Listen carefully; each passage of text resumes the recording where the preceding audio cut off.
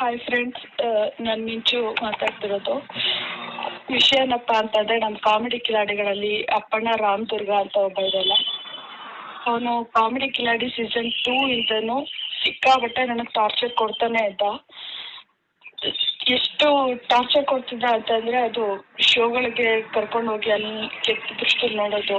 ತುಂಬ ದಿನಗಳಿಂದ ತಪ್ಪಿಸ್ಕೊಂಡೇ ಬಂದೆ. ಬಟ್ ಇತ್ತೀಚೆಗೂ ಜಾಸ್ತಿನೇ ಆಗ್ತಿದೆ. ಇನ್ನ ಅವ್ನ ಕಾಟ ನನಗೆ ತಪ್ಪಿಲ್ಲ.